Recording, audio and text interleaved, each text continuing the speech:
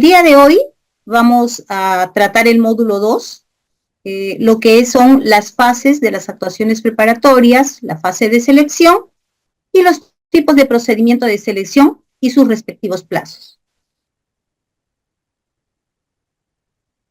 Lo primero que vamos a ver es quiénes intervienen en la gestión de la contratación. ¿Ya? ¿Quiénes intervienen en la gestión de la contratación? Interviene el titular de la entidad, el área usuaria, que es quien solicita su necesidad. Interviene el comité de selección, que es el órgano encargado de la conducción del procedimiento de selección, e interviene el órgano encargado de las contrataciones, lo que comúnmente los conocemos en diferentes entidades del Estado como abastecimientos, como logística. Ellos son el órgano encargado de las contrataciones porque son los encargados de abastecer a la entidad de toda la logística que necesita. ¿Quiénes participan en la contratación pública? Porque se llama contratación pública porque aquí participa y lo que necesita es, quien pide es el Estado. Ya es se interactúa el Estado con los proveedores del Estado. ¿Quién interviene? La entidad pública. ¿Qué es lo que necesita abastecerse la entidad pública? Necesita abastecerse de bienes, de servicios y de obras. ¿Quiénes nos van a abastecer como entidad los bienes, servicios y obras? Los proveedores. Y son los proveedores del Estado, no puede ser cualquier proveedor. Ya lo vamos a ver más adelante. ¿Quiénes tienen derecho a participar en una contratación pública con el Estado? Pues, ¿quiénes pueden? Todas las personas naturales y jurídicas que cumplan con los requisitos para participar en los procedimientos de selección que son convocados por las entidades del Estado. ¿Cuáles son estos requisitos que tienen que cumplir los proveedores para poder participar en una contratación pública con el Estado? Primero, contar con su registro nacional de proveedores, lo que comúnmente lo conocemos como el RNP. Segundo, no estar inhabilitado, suspendido y no tener impedimento para contratar con el Estado. Cuando dice impedimento para contratar con el Estado, uno de los impedimentos es, por ejemplo, un ejemplo, porque hay bastantes impedimentos. Yo soy gobernador regional en la ciudad de Tacna, pero si yo tengo mi empresa y quiero abastecer, por ejemplo, a la municipalidad de Ciudad Nueva, no voy a poder, estoy impedido porque tengo un cargo, ¿no? Eso ustedes lo van a ver más adelante, pero eso es el famoso impedimento. Y hay una serie de impedimentos que se encuentran detallados en el artículo 11 de la Ley de Contrataciones del Estado.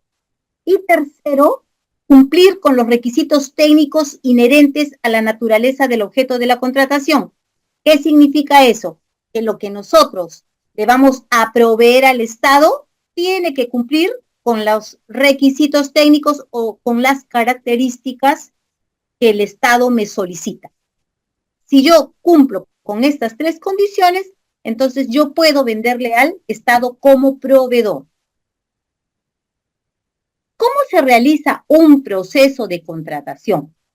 Para saber cómo se inicia un proceso de contratación, lo primero que nosotros tenemos que hacer es comprender la estructura y las fases secuenciales que se deben seguir, ¿ya? Porque si no hago una, no puedo hacer la siguiente. Entonces, entre sí son secuenciales. ¿Cuáles son esas fases secuenciales? Primero son los actos preparatorios. ¿Qué son los actos preparatorios? Todas aquellas actuaciones que nosotros realizamos como logísticos o como OEC, porque normalmente a los que trabajan en el OEC les dicen logísticos, realizamos los actos preparatorios desde que llega el requerimiento a el OEC, ¿ya? Las indagaciones del mercado, pedir el presupuesto, pedir que se apruebe el expediente de contratación. Todo eso son las actuaciones preparatorias. Es todo lo que yo tengo que hacer, todas las actuaciones que yo tengo que hacer para que eso se derive en un procedimiento de selección. Entonces, primero, las actuaciones preparatorias. Luego, la segunda fase secuencial es el procedimiento de selección, donde yo voy a seleccionar al proveedor que me va a brindar el servicio, me va a vender un bien o me va a ejecutar una obra. Entonces, si yo no realizo las actuaciones preparatorias, no puedo realizar el procedimiento de selección. Por eso digo que son fases secuenciales. ¿Y cuál es la tercera fase o la tercera etapa? Es la ejecución contractual. ¿Qué es la ejecución contractual? Es ya cuando se adjudica y queda consentida la buena pro, el postor ganador firma el contrato con la entidad y desde ese momento se inicia el vínculo entidad-proveedor y se produce la ejecución contractual. Continuemos.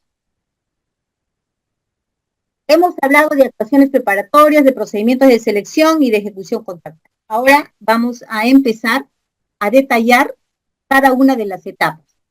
Empecemos. Actuaciones preparatorias. ¿Qué actividades se desarrollan en las actuaciones preparatorias? Lo primero que tenemos que hacer en las actuaciones preparatorias es elaborar el PAC. ¿Qué cosa es el PAC? El PAC es el Plan Anual de Contrataciones. Su nombre lo dice, anual. El PAC es por año. Es muy diferente al cuadro multianual. Esto es el Plan Anual de Contrataciones. Todas las entidades del Estado están obligados a tener su Plan Anual de Contrataciones para el año en el que van a adquirir sus bienes, servicios y obras. El PAC se elabora anualmente, por eso es Plan Anual de Contrataciones. Todos los años tenemos que elaborar nuestro PAC. ¿Qué cosa es lo que debemos tener en el PAC? Todos los bienes, servicios y obras que la entidad necesita adquirir para realizar sus actividades operativas. En otras palabras, para poder cumplir con todas las actividades que están registradas en su POI. Su POI, ¿qué cosa es el POI? Es el Plan Operativo Institucional. Luego, otra actividad es formular el requerimiento. ¿Qué es el requerimiento? Es la necesidad, lo que yo necesito adquirir. ¿Quién realiza? ¿Quién formula el requerimiento? Normalmente lo hace el área usuaria, ¿ya? Pero si el área usuaria no tiene conocimiento del objeto que yo deseo contratar, cuando digo objeto, puede ser servicio, bien u obra, puede pedir ayuda a otras áreas o pueden contratar un experto independiente que tenga conocimiento del objeto de la contratación para que pueda apoyarles en la formulación del requerimiento. Entonces, el área usuaria es responsable de su requerimiento, así lo apoyen otras áreas o así lo apoye un experto independiente. Una vez que tenemos el requerimiento, realizamos las indagaciones del mercado. Buscamos en el mercado lo que el área usuaria me ha solicitado. ¿Ya? ¿Para qué sirve la indagación de mercado? La indagación de mercado sirve para que podamos establecer cuál va a ser el valor estimado o valor referencial de la contratación. Nos sirve la indagación de mercado para saber si vamos a encontrar pluralidad de marcas en el caso de bienes. Nos sirve también para saber si vamos a encontrar pluralidad de proveedores que nos puedan brindar lo que necesitamos. Nos van a decir o alertar si solamente hay un proveedor único, si la buena pro se tiene que distribuir. Son varias cosas que la indagación de mercado nos apoya. Por eso es básico e indispensable que hagamos nuestra indagación de mercado. Ahora, ¿por qué dice valor estimado, valor referencial? El valor estimado es cuando el objeto de la convocatoria es un bien o un servicio. Y valor referencial es cuando el objeto de la contratación es una obra, ¿ya? Una vez que hemos hecho la indagación de mercado y hemos obtenido todo lo que les mencioné anteriormente y también el valor estimado o el valor referencial, entonces, ¿qué hacemos?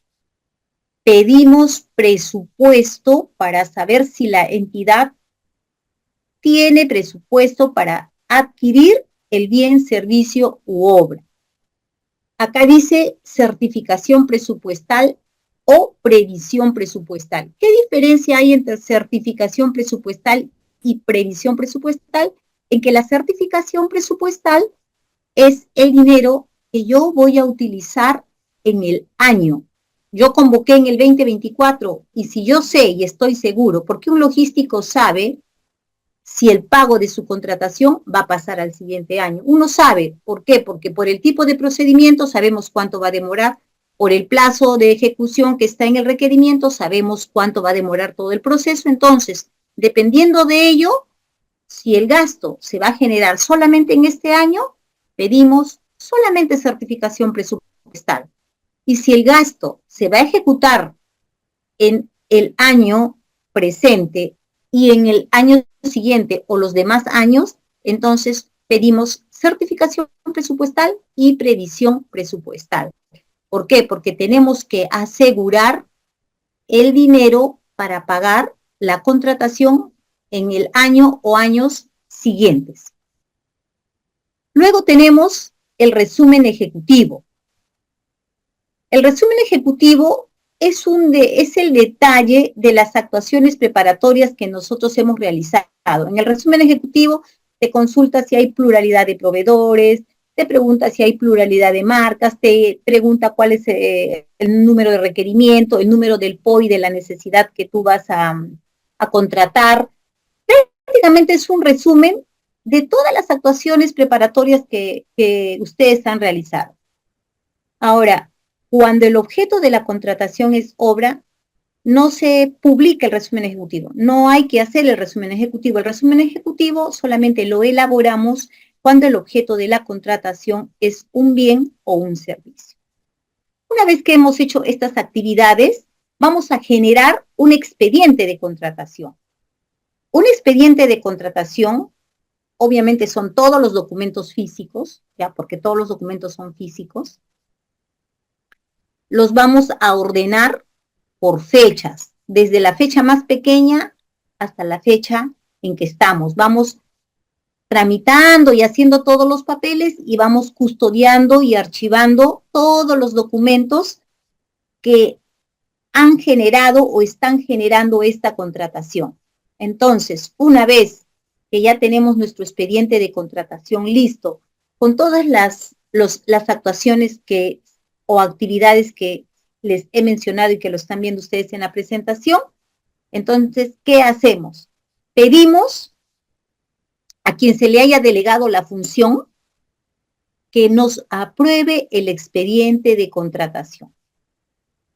Pero, ojo, si el objeto de la convocatoria que nosotros queremos contratar no está incluido en el PAC, eso genera nulidad del procedimiento. Entonces, tenemos que seguir toda la secuencia. Hay un procedimiento de selección que no necesita que esté incluido en el PAC, que es la comparación de precios, ¿no? Eso lo vamos a ver más adelante, porque cada procedimiento de selección, cada procedimiento tiene su forma de trabajar.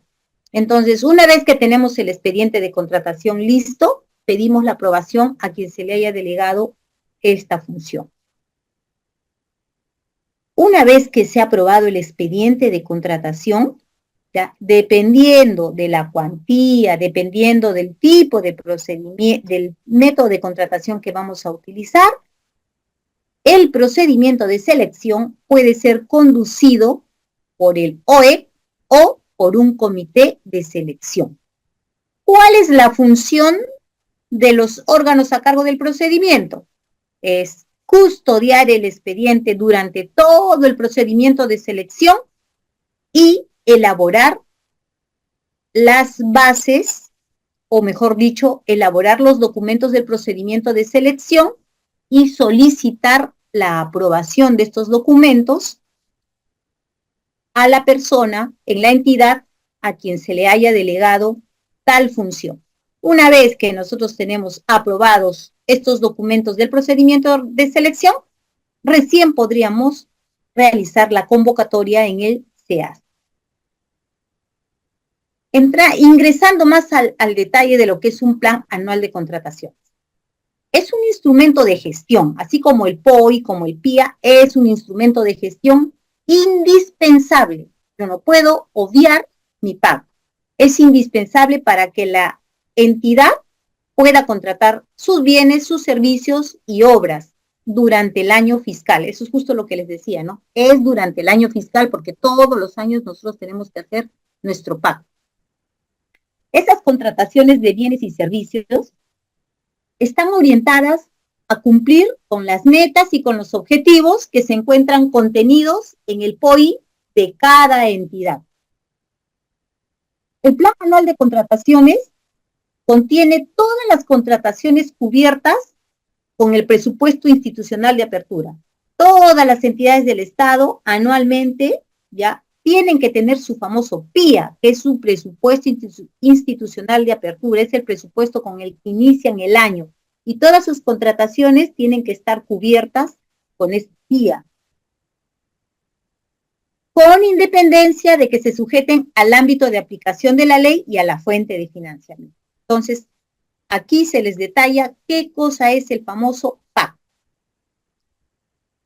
¿Qué es el requerimiento? Es la solicitud del bien, servicio en general, consultoría u obra que comprende las especificaciones técnicas cuando son bienes, términos de referencia cuando son servicios en general y consultorías. Y para el caso de la contratación de una obra, es el famoso ETO, que es el expediente técnico de obra, que es la descripción general del proyecto, de los proyectos que se van a ejecutar. Los mismos que deben ser remitidos o enviados conjuntamente con los requisitos de calificación que corresponda según el objeto de la contratación. ¿Qué les está diciendo aquí? Que el requerimiento está compuesto por las especificaciones técnicas, por los términos de referencia o por el expediente técnico de obra. Y aquellos deben comprender también los requisitos de calificación que el área usuaria cree conveniente colocarlos, porque es obligación del área usuaria indicar cuáles son los requisitos de calificación. ¿Qué son los requisitos de calificación? Son aquellos requisitos que sirven para saber si los postores que van a postular a un procedimiento de selección están en la capacidad de poder abastecernos del bien, servicio u obra, o en otras palabras, del objeto de la contratación.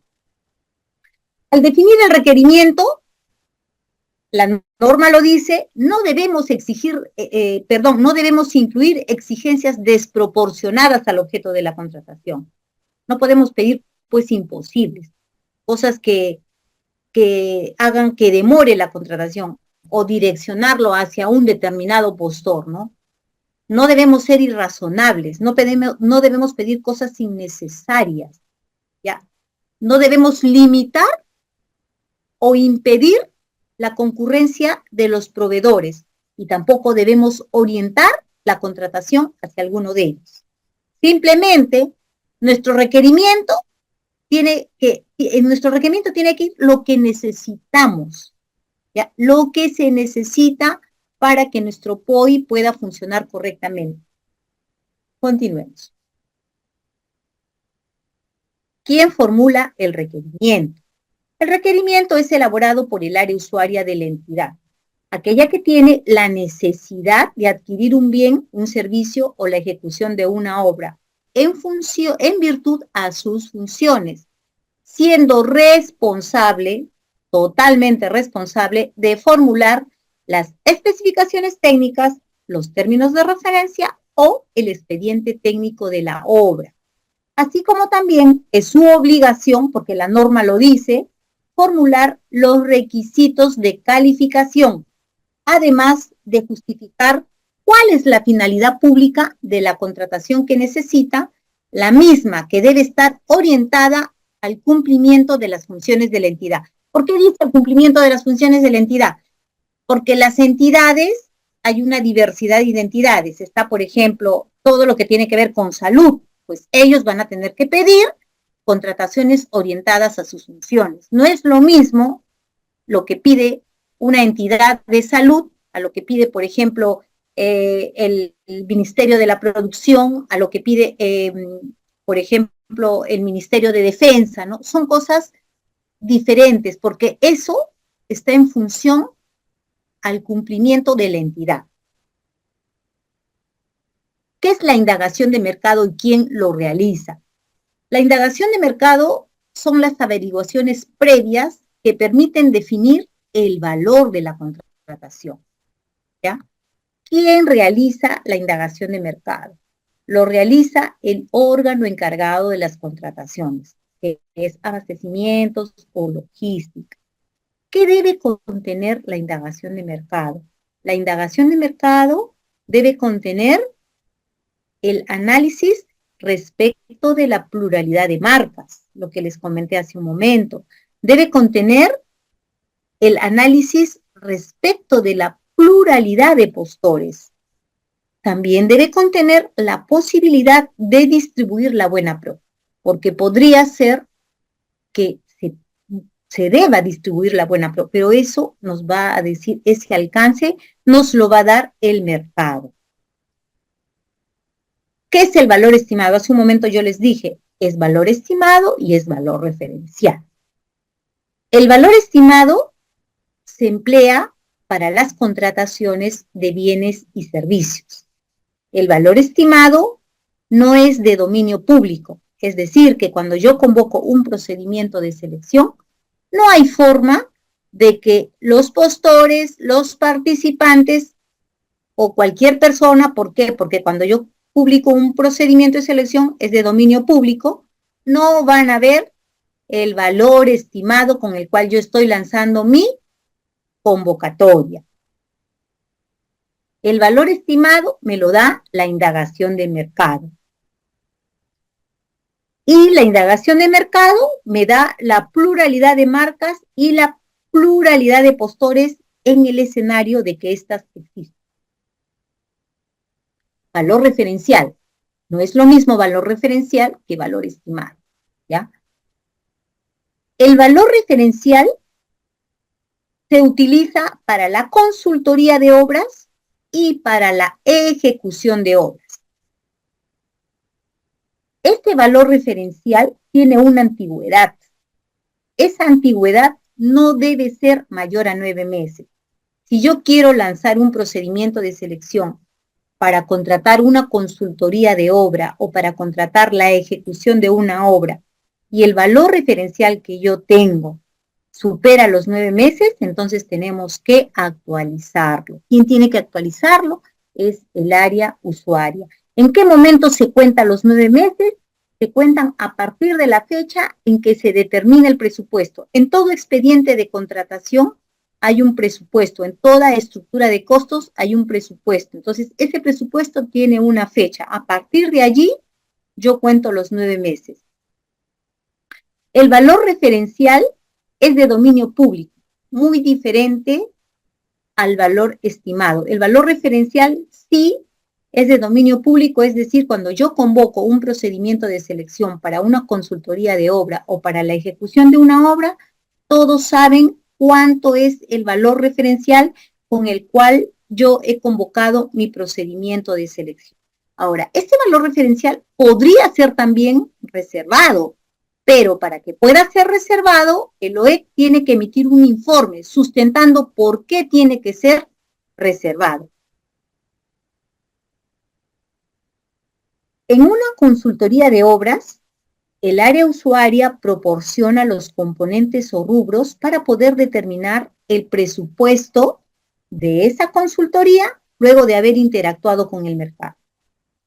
En el caso de una obra, ese presupuesto lo vamos a encontrar en el expediente técnico de obra.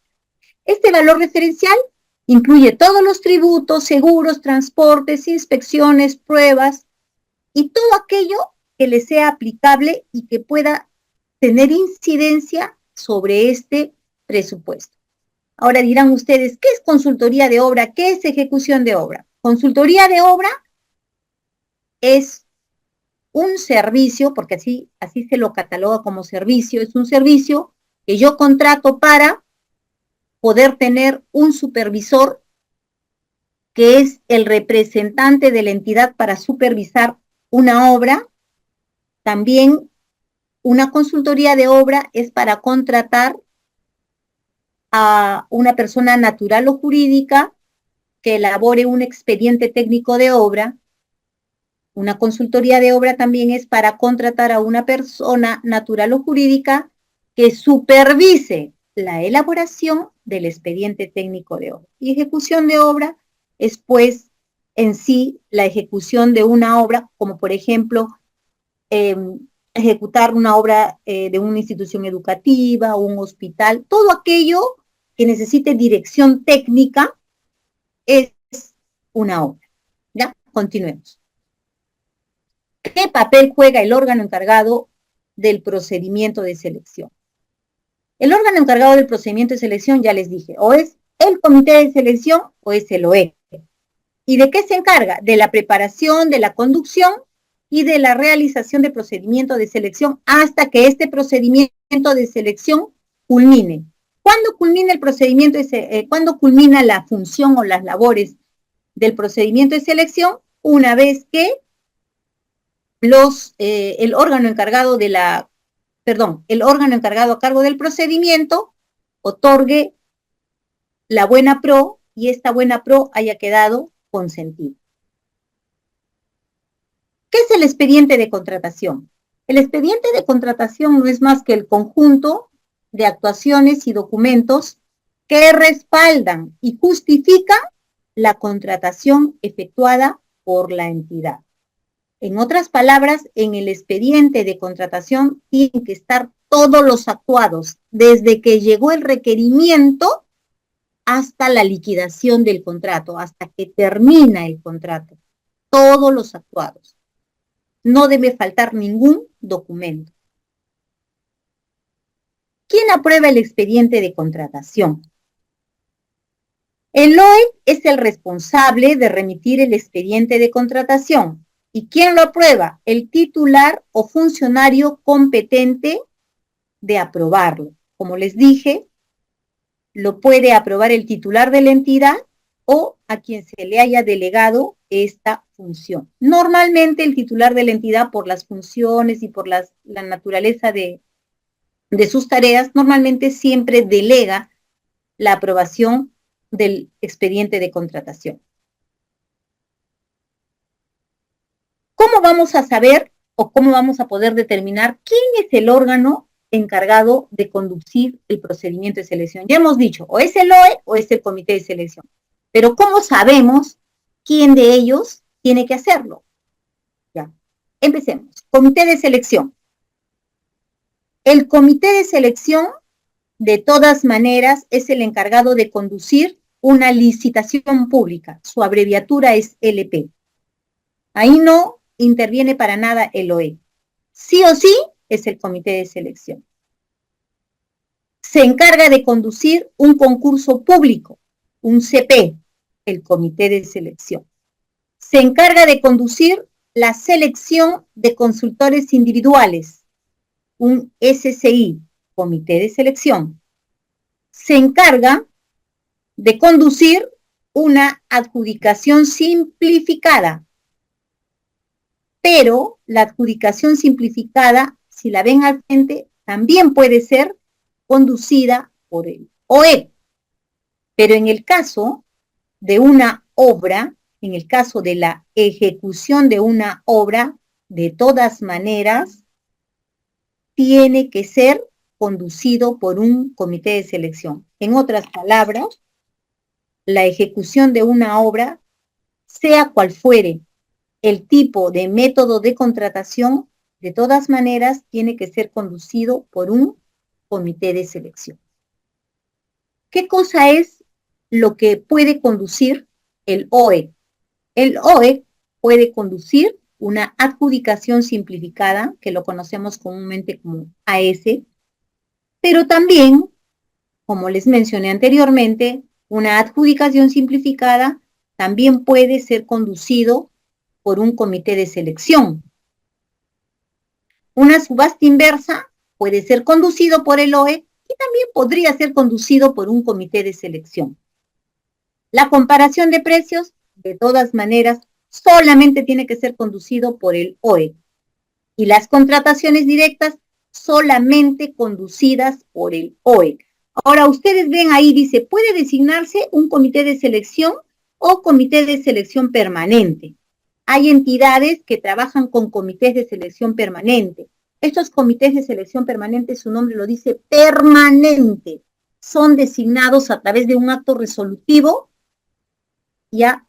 Y funcionan como comité de selección permanente. Es decir, se genera una adjudicación simplificada o una subasta inversa electrónica que no debe ser conducido por el OEC, sino por un comité de selección permanente, y este comité se encarga de su conducción.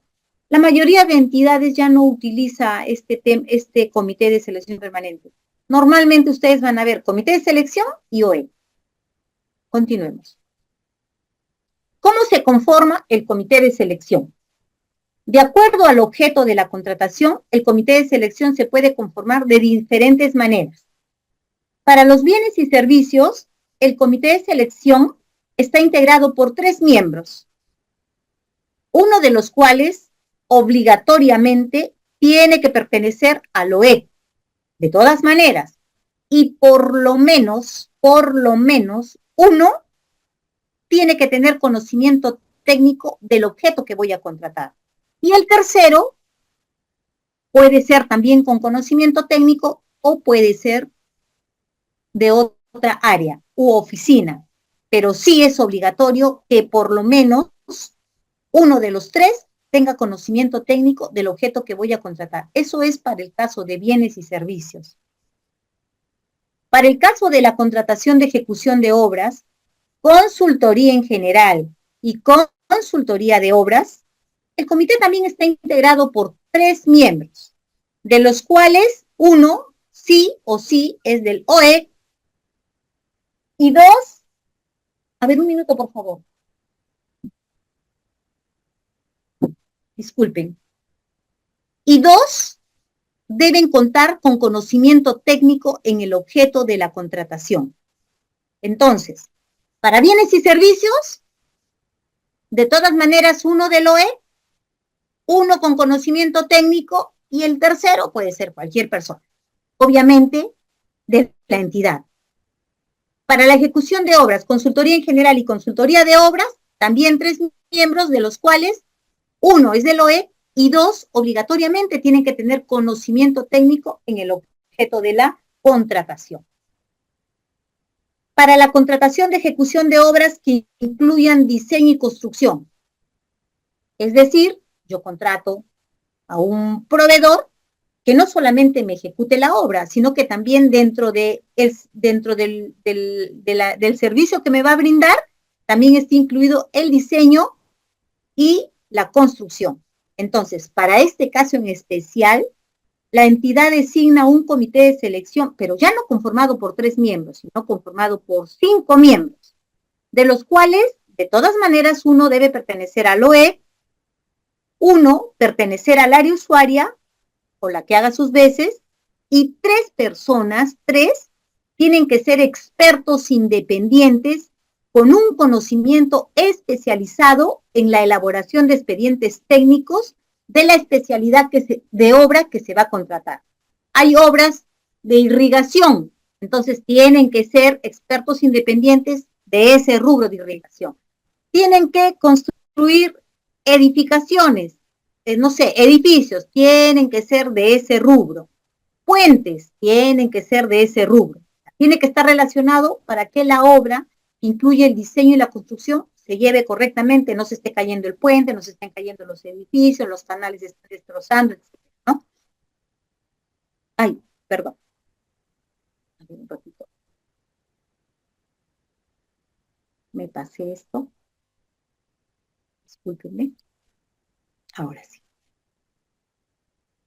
Por último, para el caso de la subasta inversa electrónica y la adjudicación simplificada, la entidad considera necesario designar un comité de selección permanente y que debe estar integrado por 3 miembros, siendo exigible que uno de ellos sea del OE. ¿Ya? Como les mencioné anteriormente, no es obligatorio que sea conducido por un comité de selección permanente. Si la entidad opta por trabajar de esta forma, se puede hacer, no hay ningún inconveniente. Ya más adelante vamos a ver qué es una subasta inversa electrónica, para que tengan conocimiento por qué se llama subasta inversa electrónica. Entrega del expediente de contratación al comité de selección. Como el OEC es el que se ha encargado de realizar todas las actuaciones preparatorias, entonces es su responsabilidad entregarle al comité de selección el expediente de contratación con todas las actuaciones. ¿Qué hace el comité de selección? El comité de selección se encarga de elaborar los documentos del procedimiento de selección, lo que comúnmente nosotros los conocemos como las famosas bases, ¿ya? Y entonces el comité es el que se encarga de elaborar los documentos del procedimiento de selección. El trabajo del OE termina cuando ha tramitado la aprobación del expediente. Una vez aprobado el expediente, hacia adelante ya es responsabilidad del comité de selección, obviamente cuando el comité se encarga de la conducción del procedimiento de selección. ¿A quién le entrega el OEC el expediente de contratación? Se lo entrega al presidente. ¿Por qué? Porque en todo comité de selección formado por 3 miembros o en el otro que incluye diseño y construcción formado por 5, siempre hay un presidente y los demás son miembros titulares. Pero ¿qué sucede? No significa que porque yo voy a ser presidente en un comité de selección voy a hacer lo que yo quiera. No, porque la responsabilidad es de los 3 o de los 5, es solidaria. Ya, error que se comete en el procedimiento, los 3 asumen la responsabilidad, salvo que uno de ellos o 2 de ellos hayan colocado en el acta un voto dirimente o hayan colocado una observación donde indiquen que no están de acuerdo con alguna de las etapas. Eso los haría en el escenario de que se cuestione ese procedimiento, que lo dirigieron, qué sé yo, eso lo salva en otras palabras, ¿no? Pero los miembros de un comité de selección, no porque yo soy presidente, yo puedo hacer lo que quiera. Los 3 tenemos las mismas funciones, solo que se necesita un presidente para que lleve la batuta o la dirección. Entonces, una vez que se le entrega al presidente del comité de selección el expediente de contratación, entonces, ¿qué hace el presidente? Reúne a los otros 2 miembros y los 3 miembros se sientan a conversar sobre ese tema. Aquí está el expediente, entonces vamos a instalar el comité. Listo, tienen que instalar el comité. Lo que no les dije anteriormente, y más bien discúlpenme, es que todo comité de selección tiene sus miembros titulares y sus miembros suplentes. Entonces, si un comité está conformado por 3 miembros titulares, entonces estos tienen sus 3 miembros suplentes. De la misma forma, si un comité de selección está conformado por 5 miembros titulares, entonces también tienen sus suplentes, porque podría darse el caso de que uno de los titulares tenga un accidente, haya fallecido, ya no quiere tener, lo despiden, renuncia a la entidad, bueno, no sé, viaja por comisión de servicios, N cosas. Entonces, cuando el titular no está, entra a tallar el suplente. Llega el titular, el suplente le deja la batuta al titular. Antes era diferente, antes no estaba el titular, entraba el suplente, llegaba el titular y se quedaba el suplente. Ahora no es así, llega el titular y el suplente da un paso al costado y continúa el titular. Entonces, así funciona un comité de selección, tiene que tener su respaldo de todas maneras. Ahora, el órgano a cargo del procedimiento de selección,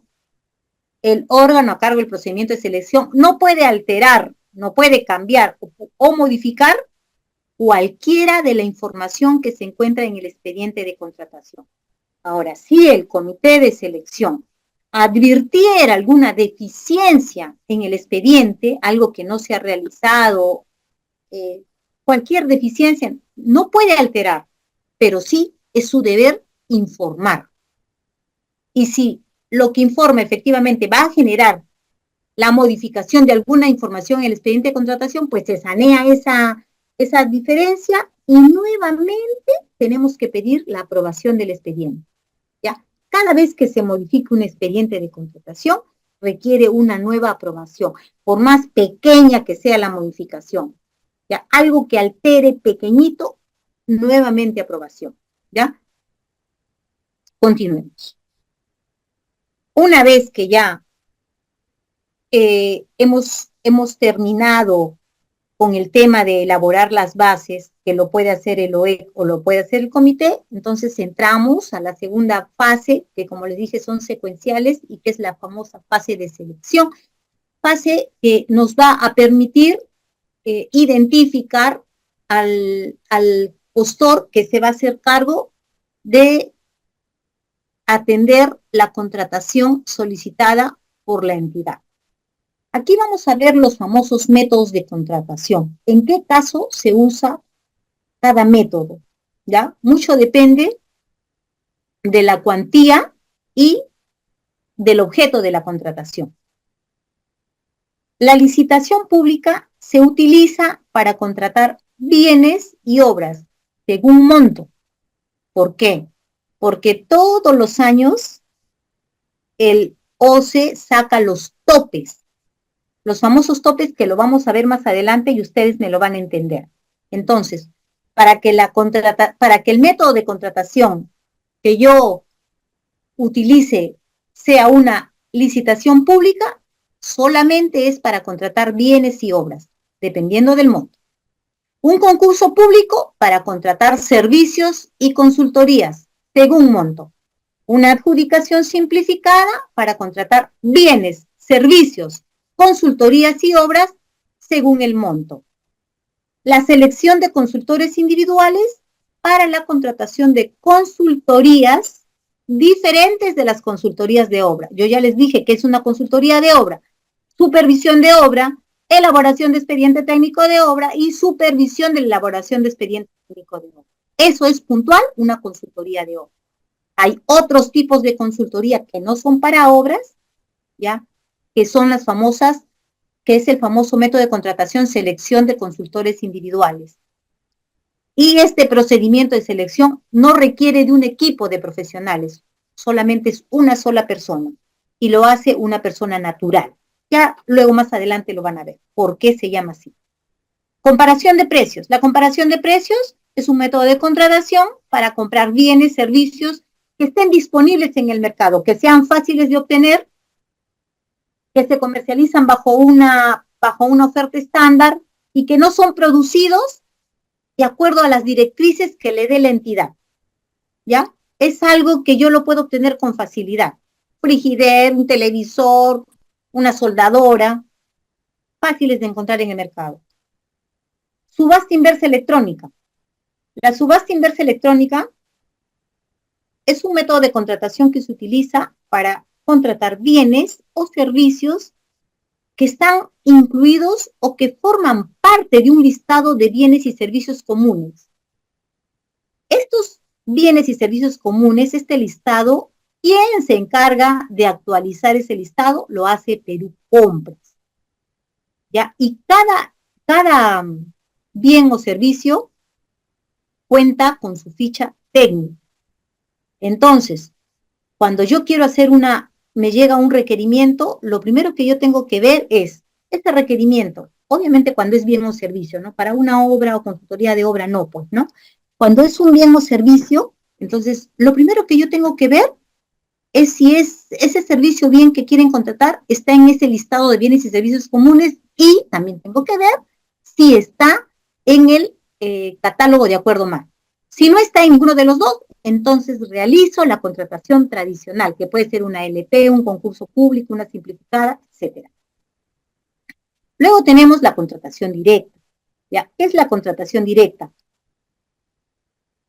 La contratación directa es una contratación que se realiza sin un concurso previo. Antes se llamaban exoneraciones. En cambio, por ejemplo, una LP, un concurso público, es diferente, porque yo convoco el proceso al cual pueden participar 20, 30, 40, los que deseen. En cambio, una contratación directa, yo la contrato directamente. Obviamente que tengo que hacer una pequeña indagación, una pequeña cotización, ¿no? Como yo ya sé, ya, a ver, el rubro, por ejemplo, servicio de alimentación, ya, tales dan el servicio, ya, les cotizo, el que me dé menor precio y lo contrato directamente. Eso es una contratación directa. Pero las contrataciones directas no se hacen porque yo quiero hacerlo más rápido y tengo que hacer una contratación directa. Una contratación directa solamente se hace bajo supuesto. Si yo hago una contratación directa y no encaja en cualquiera de los supuestos, tremendo problema en el que me voy a meter como OE. Tenemos los famosos catálogos de acuerdo marco, los catálogos electrónicos de acuerdo marco. Yo creo que todos ustedes los conocen, son aquellos mediante el cual se realiza la contratación sin mediar ningún procedimiento de selección. Ya es como una compra que yo hago por internet. Yo veo los productos, cotizo y todo es virtual, ¿no? No hay contacto con el proveedor. Esos son los famosos catálogos de acuerdo marco. Compras corporativas. Compras corporativas son aquellas compras de economía a gran escala, es decir, juntan requerimientos de varias entidades, ¿no? Quizá haya entidades pequeñitas, no sé, distritales, chiquititas, que no cuentan con especialistas en contrataciones, ¿no? Entonces pueden pedirle a Perú Compras, porque las compras corporativas se encarga Perú Compras, le pueden pedir que le gestione su contratación. Entonces, agarran y hacen esta contratación, ¿no? Entonces, gestionan las contrataciones para contratar bienes o servicios de manera conjunta a través de un procedimiento de selección único. O sea, punto de entidad A, entidad B, entidad C, D, F, punto y contrato. O sea, yo me encargo como Perú Compras de hacer esa contratación. Compras por encargo. Permite a las entidades públicas encargarle a Perú Compras que le realicen la contratación. Es decir, todo lo que normalmente hacen en las entidades del Estado,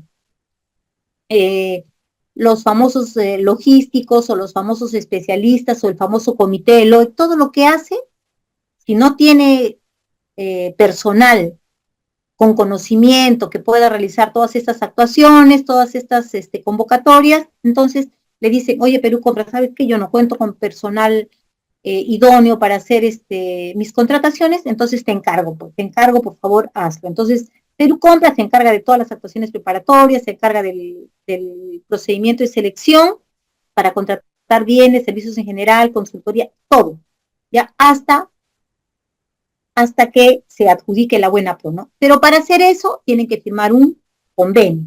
La entidad suscribe un convenio con Perú Compras, se concretiza la compra por encargo y Perú Compras se encarga de tu procedimiento, de todo, hasta que tú obtengas tu bien, servicio u obra. Otro método de contratación es el famoso concurso de proyectos arquitectónicos. Este método de contratación se utiliza para la contratación de consultorías de obra para la elaboración de expediente técnico de obras urbanas, edificaciones y afines, mediante el cual se evalúa la propuesta arquitectónica. Este concurso de proyectos arquitectónicos no funciona, por ejemplo, para contratar una obra de hacer un puente, de hacer canales, no sé, instalar torres eléctricas. No, eso es más que todo para lo que son obras urbanas. Y aquí es donde participan los arquitectos, por la funcionalidad que ellos realizan. ¿Qué tipos de procedimientos de selección hay? Es lo que hemos visto anteriormente, ¿no? Una licitación pública, concurso público, adjudicación simplificada, selección de consultores individuales, comparación de precios, subasta inversa electrónica y las famosas contrataciones directas. Estos son los famosos topes que yo les mencioné hace un momento, que salen todos los años y que se los publica. Por ejemplo, este es el tope para contratar bienes, servicios y obras en el año 2024. Y acá van a poder ver lo siguiente. Los tipos de procedimiento están acá, LP, CP, AS, contratación directa. Tenemos para contratar bienes, tenemos para contratar servicios y tenemos para contratar obras. En servicios tenemos tres tipos de servicios. Servicios en general, el servicio de consultoría de obra, que es netamente para obras, y la famosa consultoría en general. Bienes. En bienes, toda contratación que supere las 8 UIT se realiza a través de un procedimiento de selección. En este año fiscal, la UIT es 5.100. Entonces, si multiplicamos 5.100 por 8, es 41.200. Entonces, a partir de los 41.200, mayor a 41.200, yo tengo que saber cuál es el tipo de procedimiento de selección que voy a utilizar. Cuando mi contratación es mayor de 41.200, sin tope, es una subasta inversa electrónica, siempre y cuando lo que voy a contratar tenga una ficha técnica y se encuentre en el listado de bienes y servicios comunes. Solo en ese caso puedo utilizar una subasta inversa electrónica. Comparación de precios. La comparación de precios solamente la utilizo cuando la cuantía, o lo que yo he encontrado en el mercado, el valor estimado, supera las 8 UIT, pero el monto tiene que ser menor e igual a 77.250, que son 15 UIT. Entonces, mayor que 8 y menor o igual que 15 UIT. Una contratación directa tampoco tiene tope, pero sí la realizo cuando la cuantía o cuando el valor estimado es mayor a 41.200. Cuando utilizo la adjudicación simplificada para bienes, porque estamos viendo bienes ahorita, mayor a 42.200 y menor a 480.000. En ese rango yo utilizo una adjudicación simplificada. Y cuando el monto del valor estimado supera o es igual a 480.000 soles, entonces sin tope es una licitación pública. Me voy a servicios. Servicios en general. Cuando es mayor que 41.200 sin tope, es una subasta inversa electrónica. Cuando es mayor a 41.200, menor o igual a 77.200, es una comparación de precios. Y estamos hablando de servicios, ¿ya? Tanto general, consultoría de obras, como consultoría en general, perdón, servicios en general, consultoría de obras y consultoría en general, utilizo la contratación directa siempre y cuando supere los 41.200 y esté dentro de los supuestos que la ley dice. Utilizo una simplificada cuando es mayor a 41.200 y es menor a 480.000. Y utilizo un concurso público cuando es mayor o igual a 480.000. Cuando utilizo el concurso de proyectos arquitectónicos, cuando la cuantía es mayor o igual a 480. Dense cuenta, no es mayor a 8 IT, sino mayor o igual a 480. Una consultoría en general para selección de consultores individuales, porque también hay consultorías en general que están fuera de este tope, ya no puedo utilizar el procedimiento de selección de consultores individuales, sino utilizo un concurso público, ¿no?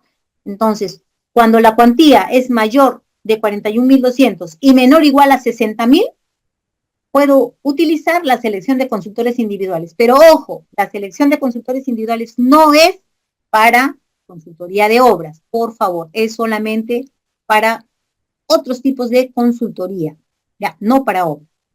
Luego, obras. El objeto obras. Cuando la cuantía es mayor de 41.200, sin tope, es una contratación directa, pero bajo ciertos supuestos, si no, no puedo hacer una contratación directa. Cuando la cuantía es mayor a 41.200, menor a 2.800.000, es una adjudicación simplificada. Y cuando la cuantía es mayor o igual a 2.800, entonces es una LP. Listo. Estos son los topes que ustedes se los pueden bajar en cualquier momento de la página del OCE. Continuemos. ¿Cómo determino yo qué tipo de procedimiento voy a utilizar para satisfacer la necesidad del aeropuario? ¿Ya? Nosotros determinamos el procedimiento de selección en función a lo siguiente. Primero, al objeto. ¿Qué es el objeto? ¿Voy a contratar un bien? ¿Voy a contratar un servicio? ¿O voy a contratar una obra? En base al valor estimado o valor referencial. Esa es la famosa cuantía, que tengo que ir a ver los topes para ver cuál es el método de contratación que voy a utilizar. Condiciones para su empleo. Condiciones para su empleo. Puede ser para consultores individuales, puede ser para comparación de precios. En el caso de contrataciones que involucren un conjunto de prestaciones de distinta naturaleza, el objeto se determina en función a la prestación que represente la mayor incidencia porcentual en valor referencial. En otras palabras, hay contrataciones que incluyen el insumo e incluyen el servicio en sí, es decir, a todo costo. Ya, quiero contratar un servicio de mantenimiento, pero yo no te voy a proveer de los insumos. Tú me vas a dar todo. Yo te doy no sé, el local que vas a pintar, que vas a ponerle piso, etcétera. Yo te pago por todo a todo costo y tú me lo dejas listo. Entonces involucra varios objetos. Involucra bien porque va a tener que comprar insumos, involucra el servicio porque va a usar mano de obra. Entonces, yo digo, uy, caray, ¿qué va a hacer? Bueno, obviamente si está en el tope de los 480, va a ser una simplificada. Si el monto supera, ¿qué haré? ¿Haré una LP o haré un CP? Me pregunto yo, ¿no? Entonces, ¿qué hago para poder definir el procedimiento que voy a utilizar? Digo, hago mi estructura de costos, obviamente, porque yo voy a saber cuánto cuesta. Digo, a ver, ¿qué pesa más? ¿Qué cuesta más? ¿El bien o el servicio?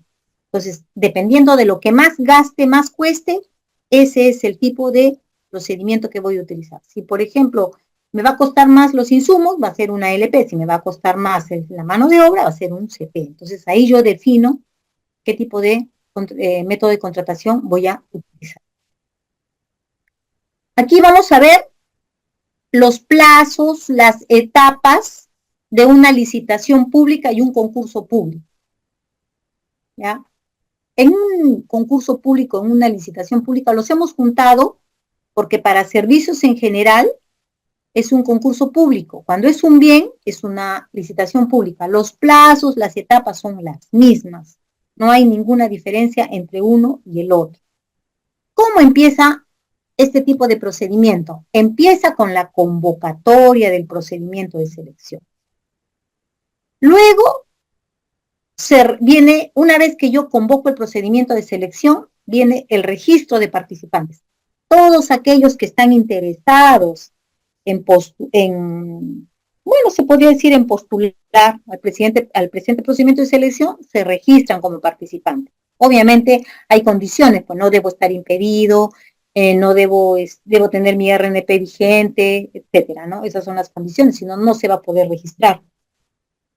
Una vez que se registran los participantes, hay una etapa que se llama formulación de consultas y observaciones. Es decir, que los participantes están en todo su derecho de formular consultas y observaciones a los documentos del procedimiento, o sea, las bases.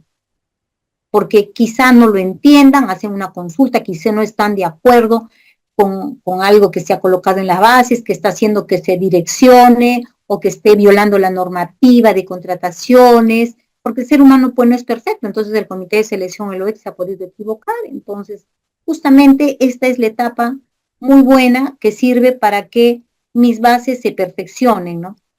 Porque ha habido también casos en que nadie hace consultas o observaciones, debe ser porque no han tenido tiempo de hacerlo, porque las bases, los documentos del procedimiento están muy bien hechos, entonces no hay nada que consultar ni nada que observar, ¿no? Luego de la etapa de formular consultas y observaciones que lo hacen los participantes, viene la etapa de absolución de consultas y observaciones e integración de base.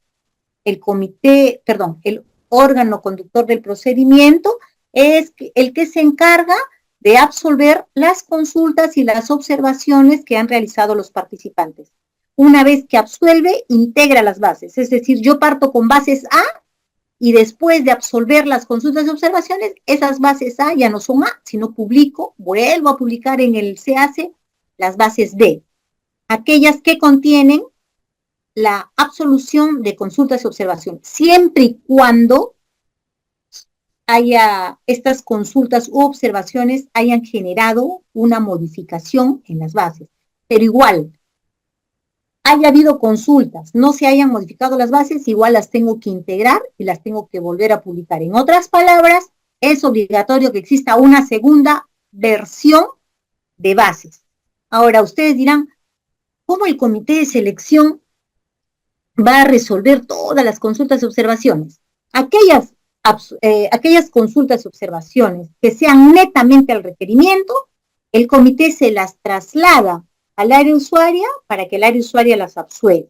Todas aquellas consultas o observaciones relacionadas en sí a las bases, a los factores de evaluación, que son los factores de evaluación, eso lo determina el órgano conductor de procedimiento, o quizá los documentos para perfeccionar el contrato, etcétera. Todo eso sí lo puede absolver el órgano conductor de procedimiento, pero todo aquello que sea consultado u observado y que afecte el requerimiento, es decir, las especificaciones técnicas, los términos de referencia o el expediente técnico de obra, es el área usuaria que tiene que absolver. Una vez que se ha publicado el pliego absolutorio y se han publicado las bases integradas, es decir, la versión 2 de las bases integradas, viene la famosa presentación de oferta, donde aquellos que están satisfechos y pueden cumplir con lo que indican los documentos del procedimiento de selección, pues presentan sus ofertas. Ya no pasan a ser participantes, sino pasan a ser postores, que ya están presentando su oferta. Una vez que presentan sus ofertas, ¿qué hace el órgano encargado del procedimiento? Apertura las ofertas, revisa si estos cumplen con los requisitos de admisión que se solicitan en los documentos de procedimiento, evalúa las ofertas para obtener el orden de prelación, porque tiene que haber un orden de prelación, primer lugar, segundo lugar, tercer lugar, y obviamente el orden de prelación está en función al puntaje. Aquel que tiene mayor puntaje va a ocupar el primer lugar. Así sucesivamente, de acuerdo al puntaje, ¿no? Si tengo 100, ocuparé el primer lugar. Si tengo 90, el segundo, y así sucesivamente, ¿no? Entonces yo veo todos los puntajes y ahí yo obtengo el orden de prelación de las ofertas, de los postores. Una vez que yo tengo el orden de prelación de las ofertas, entonces, ¿qué me dice la normativa cuando son bienes y servicios en general? Me dice, tú puedes tener, no sé, un orden de prelación del 1 al 15, pero tú solamente me tienes que calificar las ofertas del primer y segundo lugar, nada más. Pero ¿qué sucede si la oferta que ocupó el primer lugar no cumple con los requisitos de calificación? Chao, oferta de primer lugar, me voy al segundo lugar, que ya no es segundo lugar, sino pasa a ser primer lugar, y agarro el tercer lugar, que pasa a ser segundo lugar, y así sucesivamente. ¿Por qué? Porque la normativa dice que en este objeto de licitación pública bienes y concurso público de servicios en general, tienen que quedar 2 ofertas válidas. 2. Ahora, también puede suceder que solamente se haya presentado un postor. Entonces, quedará pues una sola oferta válida, ¿no? Porque se presentó únicamente uno, ¿no?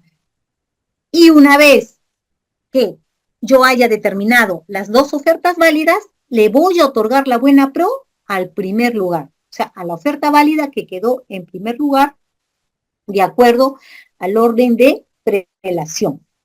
Y una vez que otorgo la buena pro, publico la buena pro en el CAC, espero los plazos de ley para que esta buena pro quede consentida. Una vez que quede consentida, la registro en el CAC. A partir del día siguiente, cuento los días de plazo de ley para que el custodio ganador presente los documentos para perfeccionar el contrato. Ahora, tenemos que, de todas estas etapas, tener mucho cuidado con los días, ¿ya? Con los plazos. Dice, desde la convocatoria a la etapa de formulación de consultas y observaciones, debe mediar mínimo 10. Eso no significa que sí o sí tienen que ser 10, pueden ser 11, 12, pero mínimo mínimo es 10, porque si cuando yo publico mi cronograma no estoy acorde con este plazo, el SEACE me rebota, me dice, no, has cometido un error en tal, no me acepta publicar mi cronograma. Ahora, entre la etapa de convocatoria y la etapa de presentación de ofertas, no debe mediar menos de 22 días. Entre la etapa de formular consultas y observaciones y absolver las consultas y observaciones, lo debo hacer máximo en 5 días. Desde que he absuelto o he publicado mi pliego absolutorio, he integrado las bases, no debe pasar menos de 7 días entre esa etapa y la presentación de oferta. Algo muy importante, todos los procedimientos de selección son electrónicos. Ya no existe procedimiento de selección presencial, salvo la selección de consultores individuales, que sí requiere una entrevista y todo eso, ¿ya? Pero todos, a excepción de ese, son electrónicos. Ya no interactuamos con los postores que antes teníamos que contratar a un, ¿cómo se llama? A un notario público para la apertura de sobres y todo eso, ¿no? Ahora ya todo es electrónico. Ahora, algo muy importante que tienen que saber es lo que aparece en esta nubecita que dice elevación al OCE, solicitud 3 días, pronunciamiento 12 días. ¿Qué significa esto?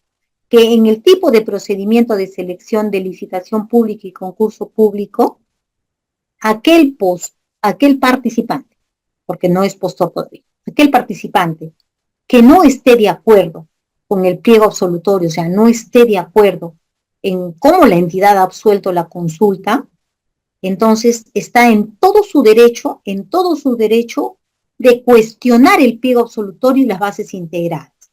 ¿Y qué hace?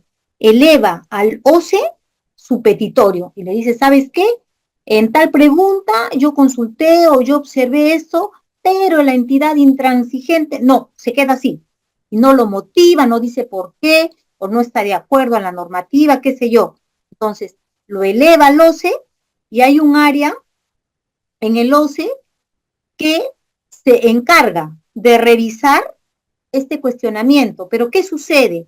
Cuando el OCE revisa el cuestionamiento que ha hecho el participante o los participantes, porque no solamente lo puede hacer uno, pueden ser todos, ¿ya? El OCE revisa todos los extremos de las bases, no solamente lo que yo cuestiono, me revisa las bases desde el requerimiento hasta el final. Tal es así que pueden surgir otras observaciones producto de la revisión que hace el OCE. Entonces, el OCE, cuando se cuestiona el pliego absolutorio, el que se encarga de integrar las bases y resolver es el OCE. Antes no era así, antes lo integraba la entidad, no, ahora no.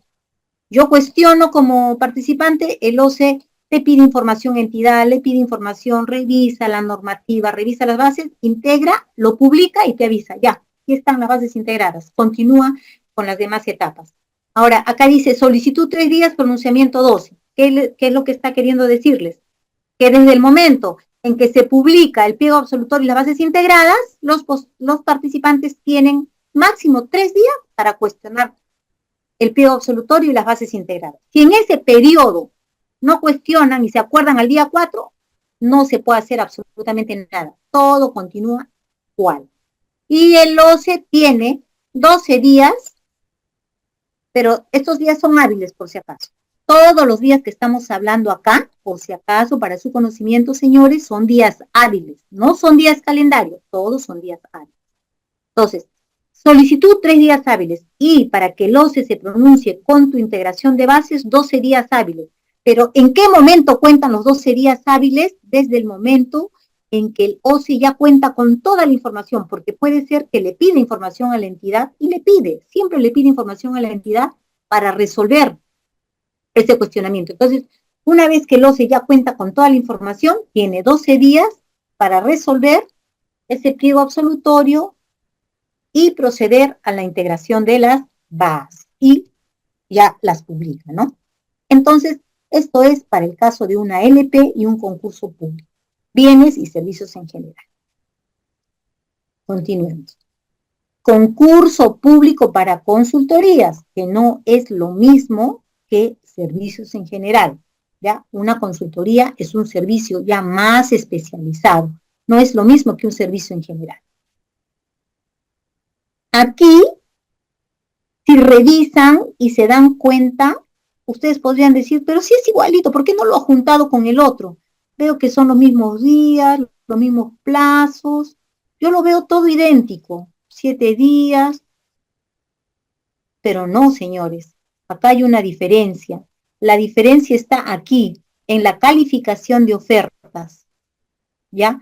Cuando es servicios en general y bienes, primero se realiza la evaluación y después la calificación de la oferta. Es decir, primero obtengo el orden de prelación y después califico a los que hayan quedado en primer y segundo lugar, y así sucesivamente. Acá no. En una consultoría que es un servicio especializado, primero califico y después evalúo. ¿Ya? Se invierten los papeles.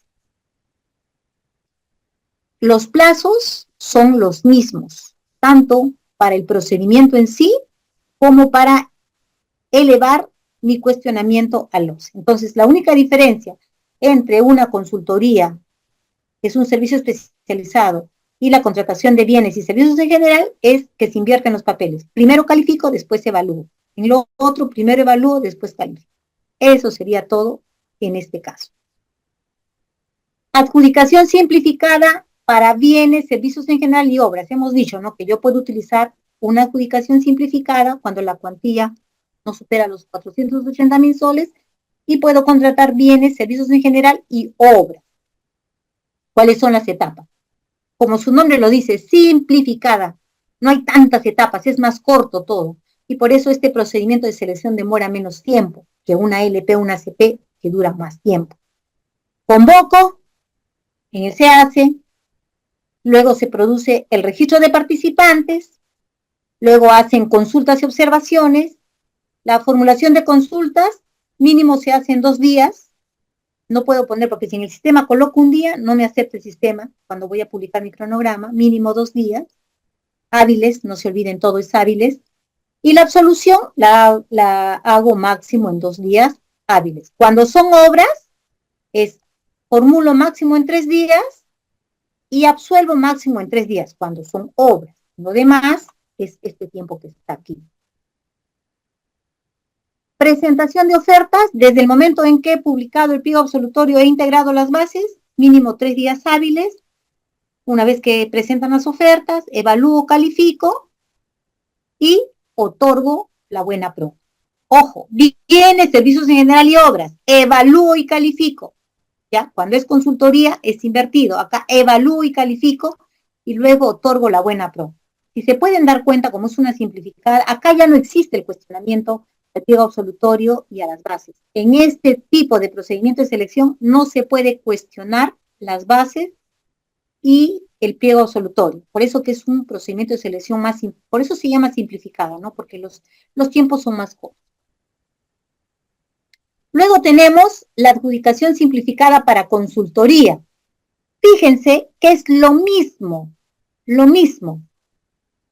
Los plazos los mismos, pero la diferencia está aquí. Como es una consultoría y es un servicio especializado, primero califico y después evalúo. Pero después todo es igual, pero fíjense, es una consultoría, no es una ejecución de obra, por lo tanto no hay 3 días, hay acá 2 días para formular consultas, 2 días hábiles para absolver. Luego es lo mismo, con la diferencia de que primero califico, después evalúo. Nunca se olviden de eso, señores. La diferencia entre una consultoría y un bien o un servicio en general y una ejecución de obra. Selección de consultores individuales. ¿Ya? Ustedes han visto en los topes en qué momento o en qué casos yo debo utilizar este tipo de procedimiento de selección.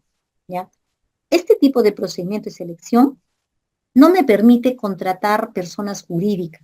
Este tipo de procedimiento de selección solamente es para para contratar personas naturales. Justamente son, por eso dice, consultores individuales, que solamente son ellos, sus, sus habilidades, sus destrezas, que puedan atender tu consultoría. ¿Qué es una consultoría? Es un servicio especializado. Entonces, aquí no se pueden presentar personas jurídicas, solamente personas naturales. No necesita un equipo de trabajo, no necesita equipamiento, no. Simplemente yo, mis conocimientos, mi expertise, mi sapiencia, y me presento al procedimiento de selección. Entonces, cuando son selección de consultores individuales, los documentos del procedimiento de selección ya no son las bases, sino son las famosas solicitudes de expresión de interés. ¿Ya? Yo convoco el procedimiento. Luego se registran todos aquellos interesados a través de su solicitud de expresión de interés, ¿no? Con eso están diciendo que están interesados en presentarse. Luego se recepcionan esas famosas expresiones de interés. El plazo para recepcionar no debe, obviamente desde que convoco, no debe ser no menor de 5 días hábiles. Insisto, durante el procedimiento de selección, los días son hábiles. Una vez que yo he recepcionado las solicitudes de expresión de interés, entonces yo realizo la calificación y la evaluación. Fíjense, calificación y evaluación, consultoría, no es evaluación y calificación, es calificación y evaluación. ¿Yo qué califico? Califico la experiencia que tiene este consultor individual en la especialidad, es decir, en el rubro que yo que he convocado, ¿no? Que necesito. ¿Cuánto vale la experiencia? 60 puntos. Las calificaciones valen 30 puntos y la entrevista vale 10 puntos. Total, 100 puntos. Esta calificación y esta evaluación, el plazo para realizar eso no debe ser mayor a 3 días hábiles. Una vez que ya he calificado y evaluado y ya tengo el nombre del consultor a quien se le va a otorgar la buena pro, entonces procedo a otorgar la buena pro a más tardar al día hábil siguiente de haber realizado la entrevista. Porque como dice acá, entrevista, hay que realizar la entrevista. Es obligatorio porque esta entrevista vale 10 puntos. Luego está el famoso procedimiento de selección comparación de precios. La comparación de precios sirve para que yo me pueda abastecer de bienes y servicios en general. Ojo, acá no es para abastecerse de una consultoría. Bienes y servicios en general. ¿Qué hace diferente a este tipo de procedimiento de selección? Este tipo de procedimiento de selección sirve para para adquirir bienes o servicios en general que son de disponibilidad inmediata, que son fáciles de obtener en el mercado, que se comercializan bajo una oferta estándar establecida por el mercado y no la que yo defino como entidad, que se producen, que se suministran de forma fácil, no sujeto a una descripción en particular o alguna instrucción dada por la entidad y que, muy importante, el proveedor me lo puede entregar en un plazo máximo de 5 días. Si me cotiza y me dice no, te lo doy en 6, ya no es comparación de precios. Si me dice 3 días, sí es comparación. O sea, me tiene que ofrecer un plazo que no sea superior a 5 días para que pueda encajar en una comparación de precios. Y también, importante, la cuantía, no se olviden, ¿no? En topes tienen que ver la cuantía para saber si pueden hacer una comparación de precios. Mayor 8 UIT, menor igual 15 UIT, no se olviden, esos son los rangos. Otro requisito, mínimo 3 cotizaciones.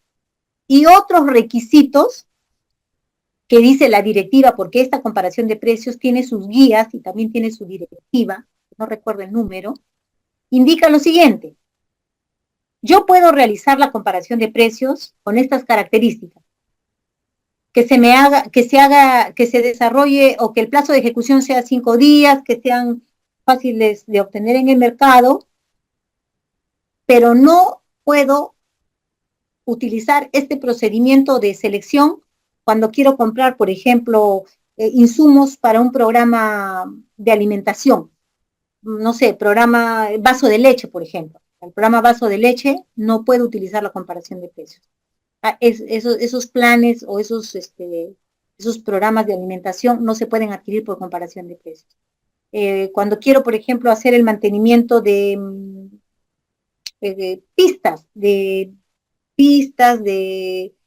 veredas, qué sé yo, no puedo utilizar la comparación de precios. Para contratar el servicio de mensajería tampoco puedo utilizar la comparación de precios. Para contratar el servicio de recojo de residuos sólidos tampoco. Son para comprar vehículos tampoco puedo utilizar este método de contratación. Lean la directiva. En la directiva dice, son como 6 o 7. No puedes contratar esto. Entonces, si lo que van a contratar no está en ese listadito y cumple estas características, mínimo 3 cotizaciones y pueden hacer su comparación de precios. Luego tenemos la famosa subasta inversa electrónica. Yo les dije, la subasta inversa electrónica solamente la utilizamos para adquirir bienes y servicios comunes que forman parte de un listado, el que administra Perú Compras, y que tienen su ficha técnica. ¿Qué significa eso? Que son bienes que ya tienen definidas sus características. Yo no las tengo que definir, ya tienen una ficha donde dice todas las características, ¿no? Entonces, vamos a ver qué es una subasta inversa electrónica.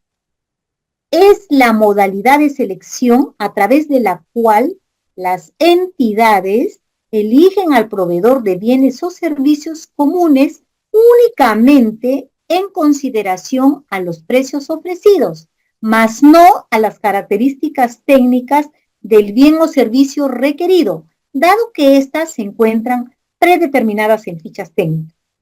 Dese cuenta que esto es muy diferente a los otros tipos de procedimiento, porque en los otros tipos de procedimiento yo sí tengo que poner énfasis en que tengo que estar segura de las características del bien o servicio que me ofrecen. Y obviamente comprarlo en base a que si quedó en primer lugar, y ahí que prima los famosos factores de evaluación, porque los factores de evaluación es lo que te da el puntaje. En cambio acá no prima las características, prima el precio. ¿Por qué? Porque las características ya están definidas en las fichas. No, por eso se llaman bienes y servicios comunes. Bien y servicio común son bienes comunes, aquellos cuyas características son definidas por medio de especificaciones usuales en el mercado, o sea, ya tienen sus características definidas.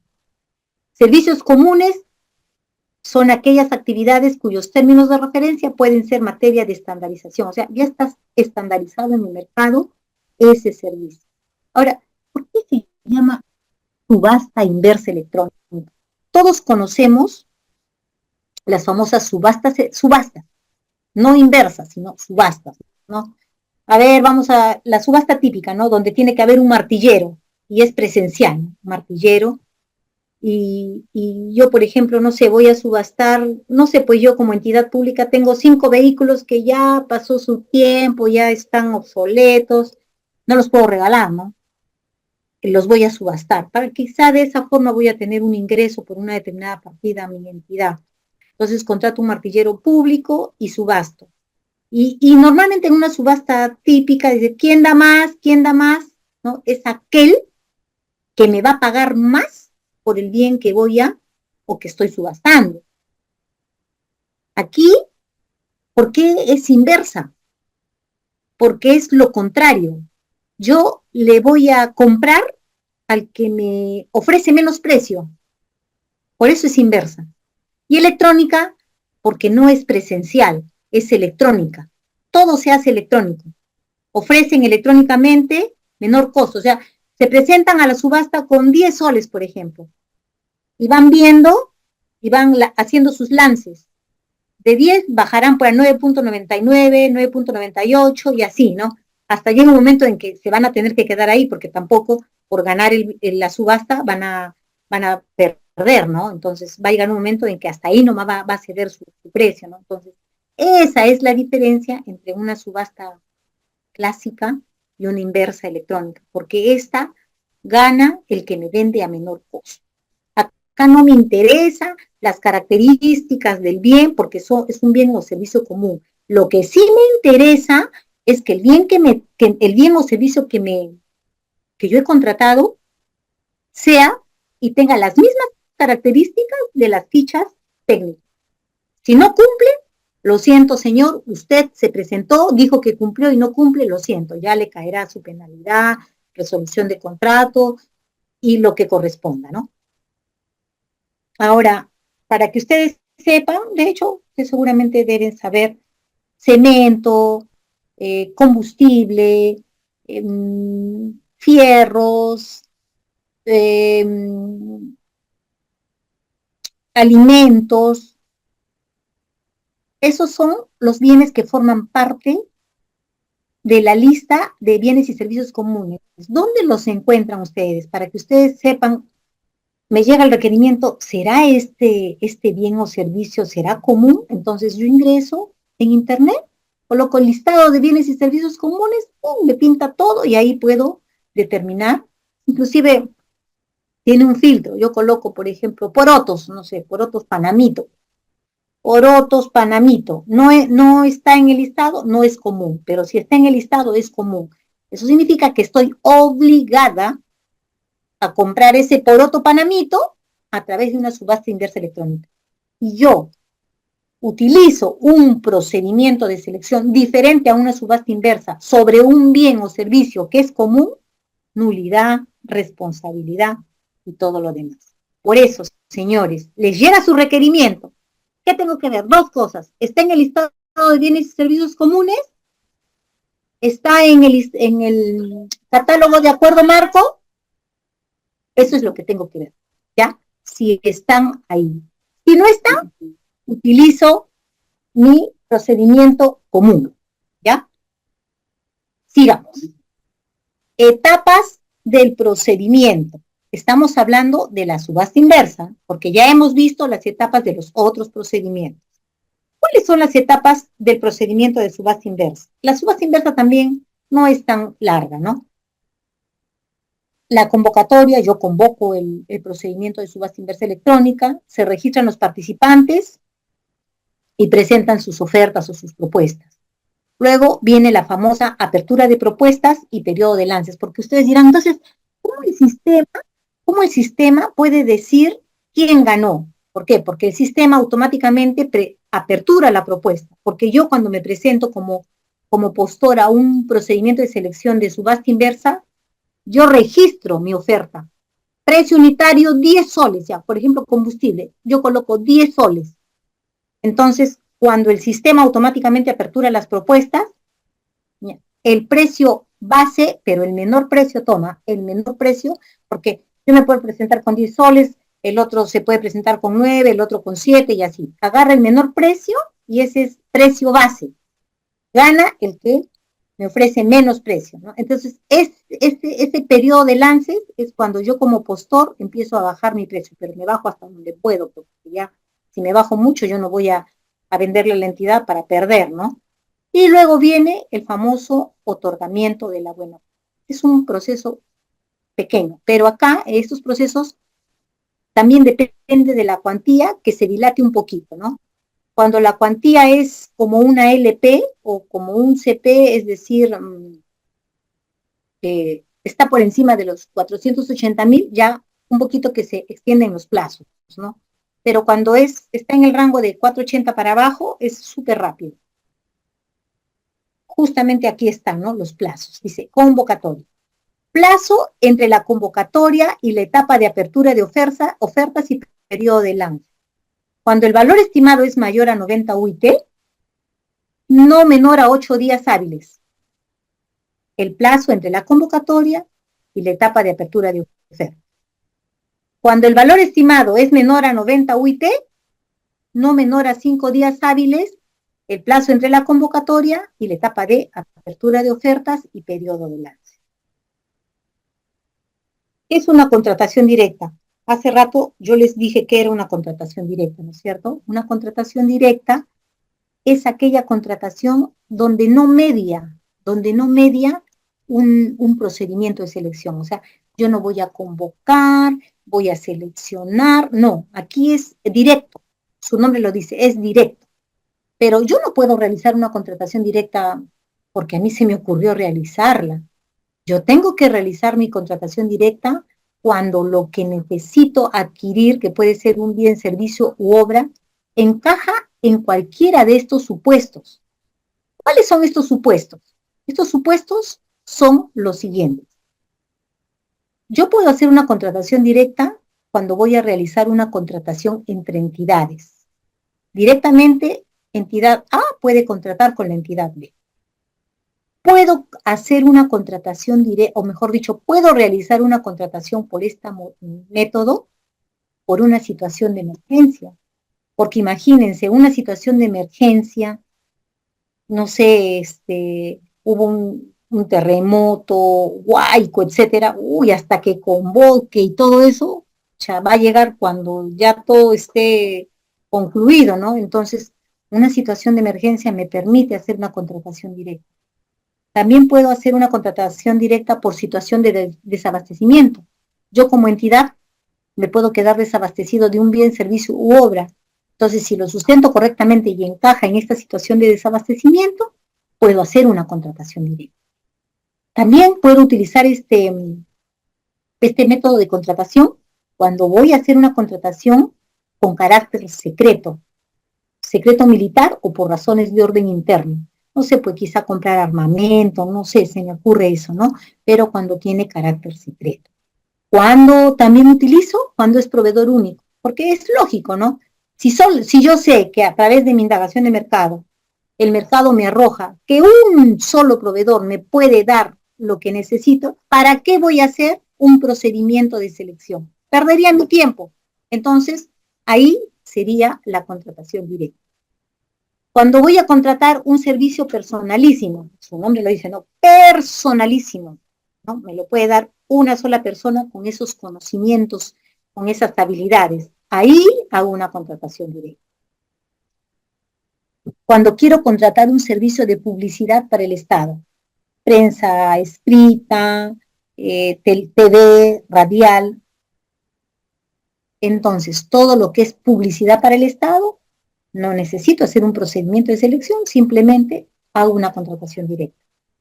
Servicio de consultoría distinto, ojo, escuchen bien o lean bien, servicio de consultoría distinto a las consultorías de obra. O sea, una consultoría de obra no puede utilizar una contratación directa.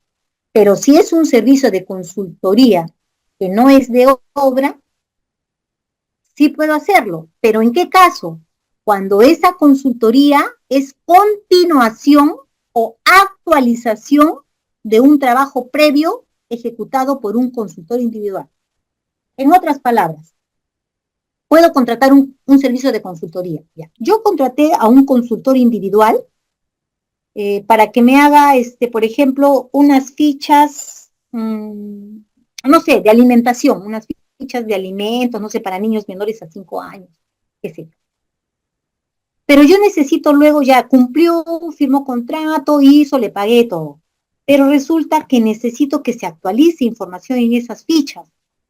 Entonces, para no demorarme tanto y no realizar otro procedimiento de selección de consultores individuales, entonces hago la contratación directa con esa persona que en algún momento ganó ese proceso para actualizar esas fichas. Pero por única vez, ya no lo puedo hacer lo puedo contratar por tercera, por cuarta, es por única vez. Contratación de bienes o servicios con fines de investigación, experimentación o desarrollo de carácter científico o tecnológico. Puedo hacer una contratación directa para abastecerme de estos bienes o servicios. Continuamos. Adquisición y arrendamiento de bienes inmuebles. Si yo, entidad, quiero alquilar un inmueble o quiero comprar un inmueble, no necesito realizar un procedimiento de selección, simplemente lo hago de forma directa. Si la entidad quiere contratar los servicios de capacitación, pero ojo, estos servicios de capacitación tienen que ser de interés institucional, es decir, una capacitación que sirva para los trabajadores de la entidad y el hecho de estar capacitados produzca en la entidad, o sea, cumpla con sus metas. Yo no puedo pedir una capacitación para otras personas. Es siempre de interés institucional, lo puedo hacer directamente. Contrataciones derivadas de un contrato resuelto o declarado nulo cuya continuidad de ejecución resulta urgente. Ustedes saben que por X o por, no por X motivos, mejor, por diferentes supuestos que lo dice la normativa, un contrato puede ser resuelto o también puede ser declarado nulo. Pero si este contrato ha sido resuelto y ha sido declarado nulo, pero yo necesito urgente que se continúe con ese contrato, entonces sí, sustentado correctamente, puedo darle continuidad contratándolo directamente. Servicios especializados de asesoría legal, asesoría contable, económico, afín, también lo puedo contratar directamente. En un ejemplo, una asesoría legal. A ver, yo, trabajador de la entidad X, en la realización de mis funciones, eh, no sé, pues pasó algo, hubo un problema y me hicieron una denuncia, qué sé yo, ¿no? Me denunciaron y necesito que me defiendan, pero lo he hecho ejecutando mi trabajo, mis funciones, no aparte, fuera, ¿no? Eso si lo hago fuera me lo pago yo. Entonces lo hice en el desarrollo de mis funciones, si no sé, me denunciaron, entonces hay que contratar un abogado para que lo defienda al señor. Entonces, eso se puede hacer directamente. Pero si el señor realmente es culpable, va a tener que pagar el dinero que desembolsó la entidad para esa contratación. Pero si el señor no es culpable, entonces lo asume la entidad. Más o menos ese es a lo que quiero llegar con este supuesto número 13. Con el supuesto número 13 terminamos los supuestos para realizar una contratación directa. Ahora vamos a ver el último tipo de método de contratación, ya que es el famoso concurso de proyectos arquitectónicos. Ya, ese es el concurso que yo les dije, ¿se acuerdan? Que el comité de selección no son 3 miembros, sino son 5. Ya esos son los famosos concursos de proyectos arquitectónicos. Este tipo de método es un método muy especial. Antes no había, podríamos decir que es un método relativamente nuevo, no tanto ya, pero no forma parte de los métodos iniciales.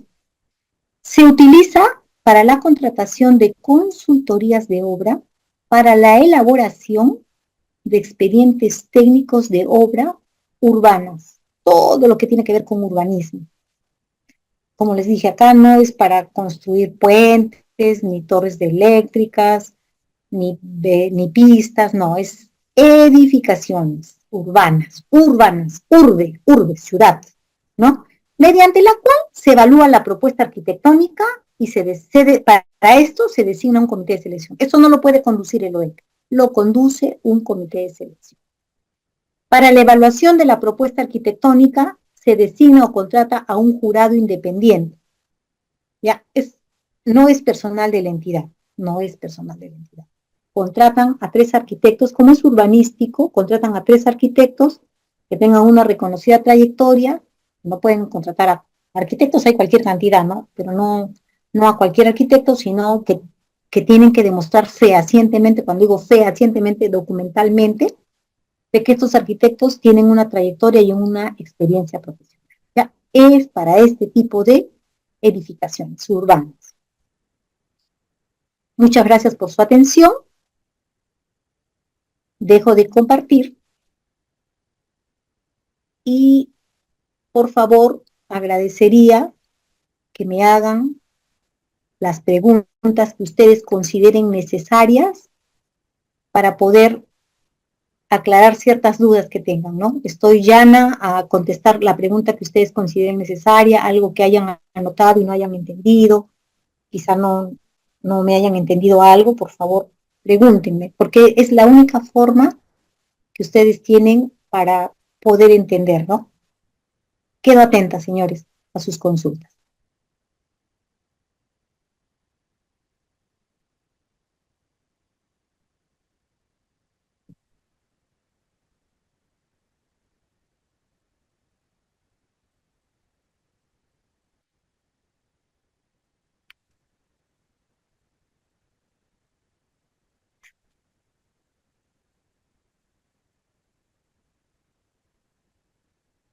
En todo caso, respóndame por el chat si tienen alguna pregunta. ¿Alguien tiene alguna pregunta? ¿Todo está claro? Buenas tardes, ingeniera. ¿Cómo está? Mucho gusto. Dígame, ¿en qué la puedo ayudar? Una consulta. Como usted Dígame. está hablando de lo que son los bienes de contratación directa, Ujú. era, por ejemplo, en caso de un bien, bueno, que se necesitaba, ¿no? Bueno, se podría decir en el momento, ¿no? Y, eh, ¿cómo se podría decir? Son bienes que se necesitan en sí, ¿no? Mi consulta es, por ejemplo, yo he tenido un una compra de contratación directa del año Ya. 2023, Ujú. ya, pero se le ha dado el trato de un proceso porque esta contratación de bien directa se ha hecho un hecho generador de atrás, Ya por lo entiendo. cual se ha finalizado este año, la Ujú, finalización de atraso y se ha atendido este año. El ujú, detalle está de que he estado consultando con diferentes abogados que ven ese ujú. tema, pero me indican de que no se le puede dar ese trato porque los compras son pues son directas, deberían ser en ese mismo, Inmediatas. ajá, Tiempos inmediatas. cortos. Así es. Es verdad. Exacto. Y Justamente yo, por eso se llama directo. Ajá. ajá, exacto. Entonces, mi pregunta es, ¿qué se puede hacer en ese caso? O sea, por ejemplo, ahora me dicen, por ejemplo, yo quería actualizar esa orden este año, pero no quieren hacer la actualización de esa orden porque me indican de que ese tema no se puede hacer, ¿no? O sea, no es viable, pero sí se ha hecho un hecho generador, una finalización, una ampliación, o sea, todo así y así, ese proyecto ha sido, o sea, ese proceso en sí ha sido como un proceso, entonces. Sí le entiendo, como un proceso común y corriente. Exacto. Claro, justamente, seguramente lo han hecho por desabastecimiento o por situación de emergencia, no sé cuál habrá sido la causal, porque toda contratación directa tiene que tener una causal. Ustedes no pueden hacer una contratación directa si no lo encaminan hacia la causal. Ahora, hay que tener cuidado porque muchas entidades eh, fuerzan la contratación. O sea, es una contratación que tienen que hacerla de todas maneras por un procedimiento clásico, pero no, lo hacen directo y tratan de forzarlo y meterlo en uno de los supuestos para que encaje, ¿no? Eso está mal, eso no se hace, porque toda contratación directa, lastimosamente, conlleva responsabilidad. No sé si que usted trabaja en una entidad pública, se hace una contratación directa de inmediato. El OSI te pide todos los documentos. Eso es en el momento, te revisan en el momento. Ahora, si ya ustedes hicieron la contratación directa, o sea, ya se realizó, la hicieron, se ejecutó en plazos que no debieron ser, porque a lo mucho una contratación directa, a lo mucho puede ser pues, por 3 meses, para paliar la situación, para eso es justamente. Pero si ya se hizo, ¿qué puedes hacer? Tienes que continuar nomás porque ya tienes una deuda con el contratista. El Estado no puede obviar pagar sus deudas, tiene que pagarlas. Ese es el detalle. No sé si ya la ejecutaron o ahorita están en que la voy a hacer o no la voy a hacer, no sé, esa quizá la parte que no te entendí bien, ¿no? Ah, no, sí, ¿Está es por que hacerse o ya se hizo? este año recién se ha hecho la entrega de esos bienes. Entonces lo contrataste directamente el año pasado. El año pasado se hizo la contratación, o sea, lo hicieron, lo paralizaron así con un hecho generador de atraso Sí, por el tema entiendo. de que no tenían espacio, ¿no? Para poder almacenar esos bienes que iban a internar. Ujú. Pero Sobrepasó el este tiempo. año, claro, y este año le han reactivado la orden finalizando el hecho generador de atraso y haciendo la entrega de esos bienes. Y ya los Y entregó. ha entregado la mitad, la primera entrega, y lo han vuelto a paralizar. Entonces, ese es el detalle. Para poder entregarlo, supongo que hasta que tenga frente de trabajo, ¿no? Sí, pero el problema, ¿sabes cuál es? En que si ustedes, como entidad, o mejor dicho, el área usuaria, no tenía espacio para almacenar todos esos bienes, ¿por qué pidió una contratación directa? Debió ser un procedimiento y con entrega parciales, con un cronograma, de acuerdo a la disponibilidad de espacio. Entonces, lo que está hecho, está hecho. Yo te pregunto, ¿el proveedor tiene la culpa? No tiene la culpa, pues. No, no tiene, no tiene. No tiene la culpa, entonces tiene que primar en una contratación, están los famosos principios que los encuentras en el artículo 2 de la ley, el famoso principio de equidad. No puede ser que para mi entidad lo ancho, como dice el dicho, y para ti lo angosto. Entonces, el proveedor se ha tenido capaz que pedir un préstamo para abastecerlos a ustedes y que ustedes le digan, no, ya no quiero, ya lo que está hecho y eso va a tener su sanción a quien le corresponda. O sea, eso ya no hay marcha atrás, ya está ya, pero no lo vuelvan a hacer y asumir responsabilidades y hacer sus descargos, porque, bueno, esa es mi opinión personal, ¿no? Como especialista, ¿no? ¿Cómo le voy a decir, oye, ¿sabes qué? Ya no quiero, tienes un contrato de por medio, o la famosa orden que también viene a ser un contrato, ¿no? Pero no nos olvidemos que cuando la cuantía supera los 200.000 soles, ya es contrato, o sea, el documento que lo contiene, y cuando es menor a 200, es la orden de servicio, la orden de compra, ¿no? Entonces, yo lo que pienso es que tienen nomás que hacer sus descargos porque lo hicieron, que no lo debieron hacer, y seguir adelante, porque decirle, oye, ¿sabes qué? Ya no quiero, ya recibiste una primera mitad, ¿no? ¿Cómo se lo vas a Correcto. devolver? ¿Cómo se lo Recibió vas a la primera Ya entrega. lo recibiste, pues hay una guía de remisión de por medio, ¿no? Vas a destruir la guía, no vas a poder. El proveedor te va a denunciar entidad y te va a levantar en peso. Entonces es mejor quedar en los mejores términos.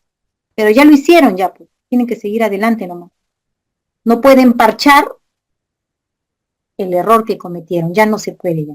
Ahora, si tú me dijeras, no, que lo quieren hacer así, stop, no lo hagas, te diría yo en este momento, ¿no? Pero ya lo hicieron, ya. Ya, inclusive ese procedimiento está publicado, porque las contrataciones directas se registran también, se hacen. Entonces, ya es una contratación directa que ya la han efectuado, ¿no? Entonces, tienen que asumir la responsabilidad y va a haber bastante responsabilidad ahí. Ese es el detalle. Ok, ingeniera, muchas gracias. No hay de qué. ¿Alguna otra pregunta, señores, por favor? Pregunten lo que deseen, no hay ningún inconveniente. Sí, buenas tardes. Buenas tardes, Quisiera Berta, hacer, dígame. sí, quizás una consulta con respecto a lo que es la diferencia entre comparación, o sea, ¿cuándo sé que debo aplicar una comparación de precios y una subasta de inversa electrónica? Por ejemplo, Ok. en ambos, sí, en lo que es bienes, por ejemplo, veo que en ambos debe ser mayor a 41.200, ¿no? ¿Qué pasaría si fuera, digamos, de 55.000 soles? ¿No? Ya. Entonces, La diferencia, ajá. continúa, Sí, discúlpame. entonces, ¿cómo debo saber si debo aplicar lo que es la comparación de precios o una subasta inversa electrónica, ¿no? Correcto. Te explico. Si, por ejemplo, el ejemplo tuyo, 55.000 soles, podría calzar, tú dices, en una comparación de precios o podría calzar en una subasta inversa. Pero ¿cómo te das Ujú. cuenta de qué tipo de procedimiento vas a utilizar? Lo primero que tienes que hacer cuando recibes el requerimiento y sabes que te costó ese precio, que te va a costar 55.000, lo primero que tienes que hacer antes de hacer una comparación de precios es verificar si ese bien o servicio está en el listado de bienes y servicios comunes, que lo encuentras en internet. Eso lo administra Perú Compra. La ley Ya. dice, primero tengo que ver, y te digo, no solamente para una comparación de precios, para cualquier tipo de procedimiento de selección que puede ser un CP, una LP, lo primero que tengo que ver es, a ver, me están pidiendo este bien. Voy a revisar en el listado de bienes y servicios comunes si ese bien está. Si está ese bien en ese listado, entonces es subasta inversa electrónica. Si no está en ese listado, lo busco en el catálogo de acuerdos marco. ¿Está en el catálogo? No está en el catálogo. Entonces, hago el procedimiento que corresponda. Si la cuantía es 55.000 soles, de la que estamos hablando, y no está en el listado de bienes y servicios comunes, no está en el catálogo de acuerdo marco, entonces sí podría encajar en una comparación de precios, siempre y cuando me hayan cotizado, el plazo de entrega o ejecución es hasta 5 días. Si me cotizaron 6 días, no encaja en una comparación de precios. Mínimo 3 cotizaciones. Que lo que yo voy a comprar sea de disponibilidad inmediata, en el sentido de que no tiene que estar sujeto a que yo en mis especificaciones o términos de referencia le diga, tiene que tener 2 de altura, 3 de ancho, un puntito acá, otro puntito allá. No, no esté sujeto a eso. Y muy importante, que lo que tú vas a comprar, que quizá te esté enrutando, encauzando, hacerlo por comparación de precios, no esté en ese listado que les mencioné hace un momento. Ustedes ingresen a internet y busquen directiva para el uso de comparación de precios. Abren esa directiva y en esa directiva dice, así el plazo sea 5 días, tengas 3 cotizaciones, sean de disponibilidad inmediata, que no estén sujetos a una fabricación en especial, pero que no estén en la lista que encuentres en esa directiva. En esa directiva hay una lista de 7 bienes u 8, algo así, bienes y servicios. Si no está en esa lista, es comparación de precios. Si no está en el listado de bienes y servicios comunes, no está en el catálogo de acuerdo marco, se cumplen las condiciones de comparación de precios y no está en ese listado que te dije, lo haces por comparación de precios sin ningún problema. No sé si me entendiste, ver. Sí, sí lo he entendido. Ya. Sí. Y con respecto a lo que es adjudicación simplificada y una contratación directa, ¿Ya? por ejemplo, en ambos también dice lo que es mayor a 41.200. Ya, correcto. Ujú. Uno del otro son totalmente diferentes. ¿Por qué? Porque para poder hacer una contratación directa, lo que yo necesito comprar o contratar tiene que calzar exactamente en cualquiera de los 13 supuestos que yo les he mencionado. No sé si recuerdas. Situación de emergencia, desabastecimiento, contratación de publicidad, servicio personalísimo, alquiler o compra de bienes inmuebles. Son 13 supuestos, 13. Si tu contratación encaja en cualquiera de las 13, en cualquiera de las 13, haces tu contratación directa. Si no encaja en esa contratación, haces tu simplificada. Pero ojo, una contratación directa, justo habló la señorita Morelia hace un momento, no puede ser por tiempos extensos. La contratación directa ha sido aperturada, podríamos decir, para que te abastezcas en el momento, para que apalees a ver qué podríamos decir, el desastre, el problema, lo que quieras comprar, ¿ya? Es por tiempos cortos. Tú no puedes hacer una contratación directa pues, por un año, 6 meses, por 7 meses, o sea, tienes que analizarlo bien. Así nomás una contratación directa no se hace. ¿Por qué? Porque vas a contratar directo, pues. Tú vas a elegir con quién quieres contratar. Es muy diferente a un procedimiento de selección donde se presentan N ofertas y gana aquel que cumple con todo, pues, ¿no? En cambio, directo es diferente. Entonces, las contrataciones directas son temas muy delicados. Antes de hacer una contratación directa, yo tengo que estar segura y tengo que hacer un informe técnico porque la ley te lo exige. Es un informe que se publica. Y en ese informe tienes que sustentar por qué es directo, por qué lo tienes que hacer y en qué supuesto encajaría y por qué es ese supuesto. Si no, no podrías hacer la contratación directa. ¿Algo más, Berta? ¿Alguna otra pregunta? Berta o no sé, cualquiera de ustedes, señores. Sí, una última más. Lo que es la licitación pública con adjudicación simplificada. ¿Ya? Ujú. ¿Qué necesitas saber? La diferencia entre ambas. La diferencia, Ya, porque correcto. aunque el ¿Por otro qué? es mayor, ¿no? Ya, Ah, ¿por no, qué? sí, creo que está claro, es por el monto, ¿no? El otro es mayor a No solo, 480 mil. ojo, Berta, no solamente por el monto, por el objeto también, por el objeto Ya. también. ¿Por qué? Una licitación pública es cuando la cuantía supera los 480.000 y es solo para bienes, solo para bienes. Una Mm, simplificada es cuando es menor a 480, mayor a 8 UIT, menor a 480, bienes, servicios y obras. O sea, en una simplificada puedes contratar bienes, servicios y obras, los tres objetos, pero el monto, el tope, es lo que determina qué tipo de procedimiento vas a utilizar. He ahí la diferencia. ya, ya que ya me quedó un poco, ya me quedó más claro, más bien, gracias. No, no hay